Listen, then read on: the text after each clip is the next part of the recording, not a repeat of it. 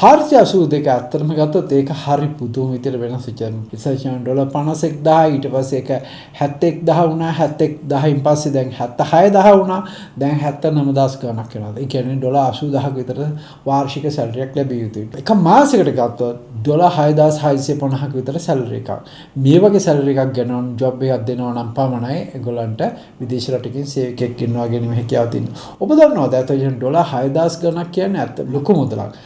ඇත්තටම ඩොලර් 5000ට 4500 වගේ වැඩ කරන සේවකයෝ ඕන තරම් ඒ රට ඇතුලේ හොයාගන්න පුළුවන්. අපිට ඕස්ට්‍රේලියානු රැකියාව තියෙනවා. හැබැයි ශ්‍රී ලංකාවෙන් හෝ ඉන්දියාවෙන් ගෙන්න ගන්නවා නම් මාසෙකට ඩොලර් 6500කට වඩා ගෙවන්න ඕන. ඒ කියන්නේ ඩොලර් වාර්ෂික සැලරිය ඩොලර් 80000ක වගේ සැලරි එකක්.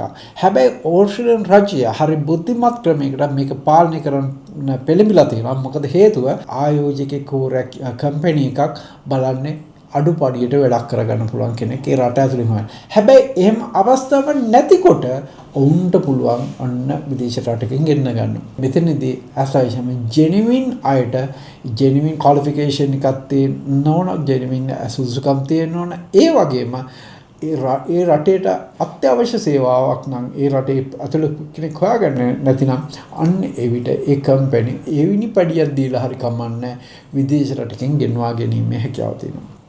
උදාහරණයක් වශයෙන් භෞතික දවසවල ඩීසල් මෝටර් මැකැනිකල් ඉංජිනේරින් වගේ දේවල් වලට ගොඩක් කරා. හැබැයි චෙෆ්ලට හරිම අසාධාරණයක් සිද්ධ වුණේ මෙතනදී ඩොලර් 80000ට සැලරි ගියා. මොකද අත්‍යවශ්‍යම අපි දැනුවත් අපි ප්‍රායෝගිකව දැකලා තියෙනවා ඒ රට ඇතුළේදී ඊට වඩා අඩු ගානට ඩොලර් 5500 6000ට වගේ ප්‍රමාණයටත් ඒ රට ඇතුළත ඕන තරම් චෙෆ්ලා ඉන්නවා. අත්‍යවශ්‍යම නොක තමයි වෙලා තියෙන්නේ ඕස්ට්‍රේලියන් කම්පැනි එකට කෙනෙක් අත්‍යවශ්‍ය වුණත් ඔවුන් එච්චර වැඩිපුර පඩියක් දෙවලා හරි ගන්න අවස්ථා අදටත් තිබෙනවා.